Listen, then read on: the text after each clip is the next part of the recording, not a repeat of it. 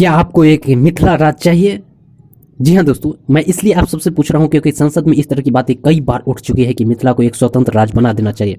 इसलिए ये सवाल उठता है क्योंकि देखा जाए तो बिहार का जो उत्तरी इलाका है वो मिथिलांचल में पड़ता है और मिथिलांचल में इतना ग्रोथ नहीं है। बिहार का जो दक्षिणी इलाका है वो थोड़ा बहुत ग्रोथ है, लेकिन उत्तरी इलाका ग्रोथ नहीं है। और उत्तरी इलाका ग्रोथ नहीं होने का कारण ये भी है क्योंकि वो ज़्यादातर बाढ़ में ही डूबा रहता है। नेपाल से सटे होने के कारण ज़्यादातर नेपाल का सारा पानी उसमें डिस्चार्ज होता है और उसमें वो सालों भर बाढ़ में डूबा रहता है, फसल बर्बाद होता है। वैसे कुछ भी इंडस्ट्री कंपनी नहीं है, तो इस हिसाब से कहा जाता है कि मिथिलांचल को एक अलग राज्य बना देना चाहिए ताकि उसका जितना भी पैसा होगा वो मिथिलांचल में ही इन्वेस्ट होगा और मिथिलांचल ग्रोथ होकर जाएगा। क्या आपको ऐसा लगता है कि एक स्वतंत्र राज्य बना देने से मिथिला ग्रोथ हो जाएगा? क्योंकि बहुत बार इस तरह की मुद्दा सामने आई है, तो हमें तो ऐसा नहीं लगता है कि एक स्वतंत्र राज्य बना देने से ग्रोथ हो सकता है। वैसे कुछ लोग कह रहे हैं कि हो सकता है क्योंकि मिथिला का पैसा मिथिला में ही इन्वेस्ट होगा तो मिथिलांचल ग्रोथ करेगा।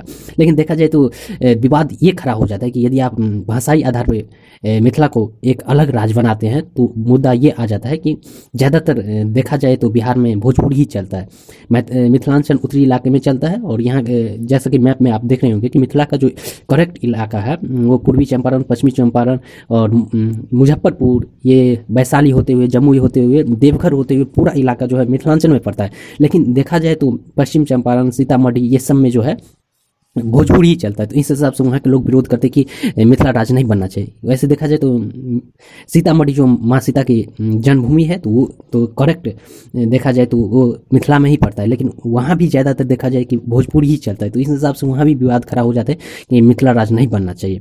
वहाँ के लोग विरोध करते हैं।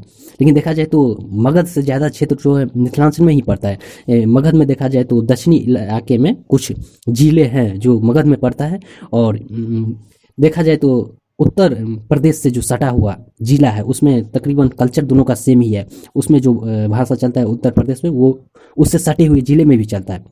तो वहाँ भी विवाद खड़ा हो जाता है कि मिथिलांचल नहीं बनना चाहिए। फिर इधर देखा जाए बंगाल के सटा हुआ जो जिला है उसमें भी बंगाली चलता है, तो वहाँ भी विवाद खड़ा हो जाता है। और नेपाल में तो नेपाल का जो ऊपरी इलाका है, मतलब बिहार से सटा हुआ इलाका जो वो भी पड़ता है मिथिलांचल में, तो उस हिसाब से तो कोई दिक्कत नहीं है, वो तो अलग देश ही हो गया। तो और देखा जाए तो तकरीबन 10-12 जिले ही है बिहार के जो मगध में आते हैं, बाकी सब मिथिलांचल में ही आ जाते हैं। देवघर का इलाका भी मिथिलांचल में आ जाते हैं। तो इस हिसाब से देखा जाए तो यदि आप इस तरह की सोच रहे हैं कि एक अलग राज्य बना दिया जाए तो मिथिलांचल ग्रोथ हो जाएगा, तो ऐसा कुछ भी नहीं है। हाँ, ग्रोथ हो सकता है यदि बिहार का पैसा के लिए एक विशेष राशि मिथिलांचल को दिया जाए कि मिथिलांचल में इन्वेस्ट किया जाए, मिथिलांचल में सब कुछ विकास का काम किया जाए, तो मिथिलांचल ग्रोथ हो सकता है। लेकिन वैसे कुछ लोगों का मानना है कि एक स्वतंत्र राज्य बनेगा तो उसका पैसा उसी में इन्वेस्ट होगा, तो मिथिलांचल ग्रोथ कर सकता है। बाकी आपको क्या लगता है कि एक स्वतंत्र राज्य बना देने से क्या मिथिला ग्रोथ हो सकता है या नहीं? कमेंट बॉक्स में अपनी राय जोड़ दें। मिलते हैं किसी नेक्स्ट वीडियो के साथ, तब तक के लिए जय हिंद।